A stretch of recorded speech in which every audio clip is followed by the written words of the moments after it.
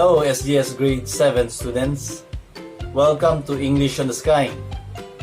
Last week you have learned how to ask someone's name by saying, "What's your name?" and saying "Nice to meet you" when you meet someone for the first time. Our lesson for today is to introduce someone to another person. The purpose of introducing people is to give an opportunity to know each other. Many people have difficulty introducing people to another and helping start a conversation. With some practice of reading and listening to dialogues, you will learn to easily introduce someone to others. Let's have an example. You have two friends but they don't know each other. What do you do so they can know each other? What do you say? Press the pause button whenever you want to repeat the dialogue for a better practice. Listen to the dialogue. Hi, Atika. Hi, Binsar. Are you going somewhere? To the library. Oh, by the way, this is Mario. Mario, this is my best friend, Binsar. How do you do? How do you do? Answer the questions. Number 1. Who is going to the library? Number 2. Is Atika Binsar's friend? Number 3. Is Mario Binsar's friend? Number 4. Who does Atika introduce Binsar to? Number 5. What does Binsar say to Mario? Number 6. What does Mario say to Binsar? Please write your answers in your notebooks.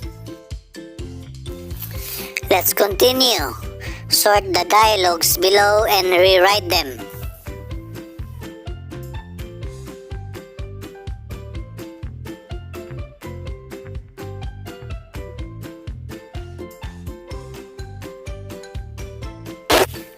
Think about it. When we introduce someone, we say,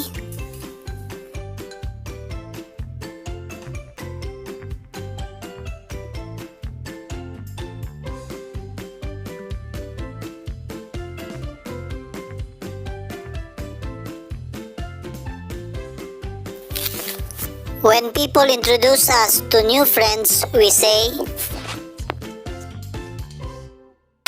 write your answers in your notebook.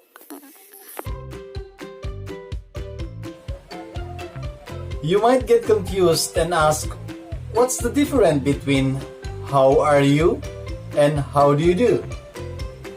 "How do you do" is a very formal greeting. It is not really used these days. It is used to a very important person or meeting with a handshake. For example, someone asks you, "How do you do?" The correct response is, "How do you do?" "How are you?" It is used in both formal and informal meeting. "How are you" is asked about the person's state of being. You don't need to answer in a very detailed answer. You can also say, "Very well, thank you." Or, "I'm fine. And you?" Remember, when somebody says nice to meet you, we usually respond with nice to meet you too. But when somebody says, "How do you do?" we usually respond with "How do you do?"